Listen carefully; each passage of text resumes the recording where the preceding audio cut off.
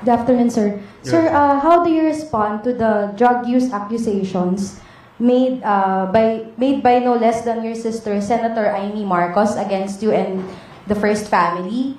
Sir, were you hurt by her accusations, and how do you explain these claims to the public?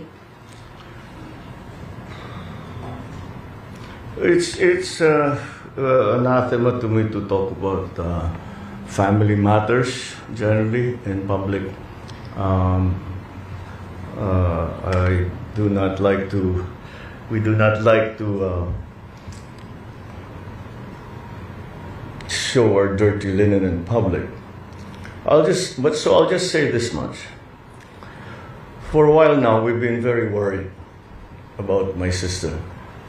When I say we, I'm talking about friends and family.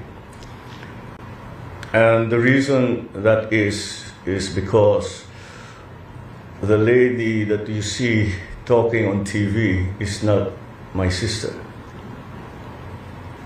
And that view is shared by our cousins, our friends.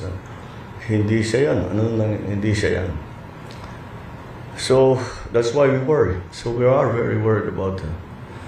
I hope she feels better soon. Sir, quick follow-up lang po. Nagkausap na po ba kayo, sir? Or do you intend to talk to your sister? We don't really, we no longer travel in the same circles, political or otherwise. So no. Okay, thank you, Mr. Thank you, President. sir. For the last question, Kat Domingo, ABS-CBN. Good afternoon, Mr. President. Sir, we understand that you earlier mentioned that you do not want to dignify statements from former You do not want to dignify statements from former Ako Bicol Party List Representative Zaldico, but he came out with a recent video claiming that you received over 50 billion, if I'm correct, in kickbacks. Yeah.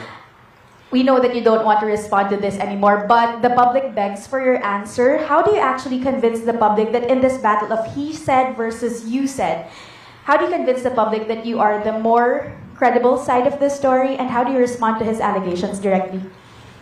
Well, look at the quality of the statements. Alam mo, how mahaba nang naging mga usapan natin tungkol sa fake news. Anyone can go online and make all kinds of claims and say all kinds of things. Paulit-ulit. But there's, it means nothing. For it to mean something, umuwi siya rito. Harapin niya yung mga kaso niya. Kung meron siyang gusto sabihin niya. Malalaman naman ng tao yan eh. Patunayan. But come home. Come home. Ba't ka nagtatago sa malayo? Ako, hindi ako nagtatago eh. Kung meron kang akusasyon sa akin, nandito ako. Gawin niyo ang pareho. At para patas lang naman. Okay. Thank you very much, Mr. President. That ends our press conference this afternoon. Thank you very much. Good afternoon.